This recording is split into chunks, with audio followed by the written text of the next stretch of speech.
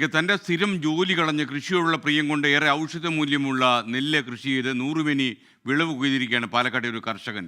പുന്നൂർപ്പാടം സ്വദേശി സുജീഷിൻ്റെതാണ് ഈ വിജയഗാഥ. 3000 വർഷങ്ങൾക്ക് മുൻപ് ആയുർവേദത്തിൽ ശരീര സംബന്ധമായ എല്ലാ അസുഖങ്ങൾക്കും വേണ്ടി ഉപയോഗിച്ചിരുന്ന നെല്ലിനം വിളവ് കുറവായതിനാൽ പുതിയ കാലത്ത് രക്തശാലി ഇറക്കാൻ മടിയാണ് പലർക്കും. എന്നാൽ നെല്ലിന്റെ ഔഷധ ഗുണം മുന്നിൽ കണ്ട് തന്റെ 1 ഏക്കർ വയലിൽ വിളവിറക്കി 100 മേനി കൊയ്തിരിക്കുകയാണ് പുന്നൂർപ്പാടം സ്വദേശി സുജീഷ്. പ്രത്യേകിച്ചും കാലാവസ്ഥ അനുയോജ്യമായതുകൊണ്ട് നല്ല രീതിയിൽ വിളവ് ഇപ്രാവശ്യം ലഭിച്ചിരുന്നു. പണ്ട് രാജകൊട്ടാരങ്ങളിൽ മാത്രമേ അരി ഉപയോഗിച്ചിരുന്നുള്ളൂ. കാരണം യൗവനം നിലനിർത്താൻ കഴിയുമെന്നതാണ് ഇതിൻ്റെ പ്രത്യേകത.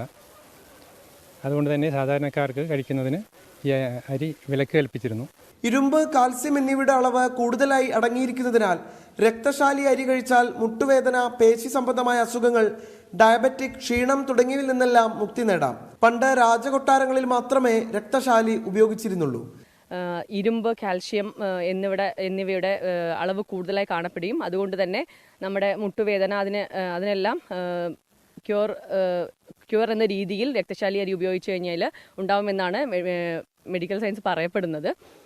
അതുപോലെ തന്നെ ഡയബറ്റിസ് പേഷ്യൻസിനും നല്ലതാണ്. കൂടുതലായിട്ടും ഇത് ചോറ് എന്നുള്ള ഉപരി കഞ്ഞിയായിട്ടാണത് ഉപയോഗിക്കേണ്ടത്.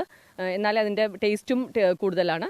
കേന്ദ്ര സർക്കാരിന്റെ ഭാരതീയ പ്രകൃതി കൃഷി പദ്ധതിയിൽ പൂർണ്ണമായും ജൈവ കൃഷിയിലൂടെയാണ് സുജീഷ് രക്തശാലി വിളയിച്ചെടുത്തത്.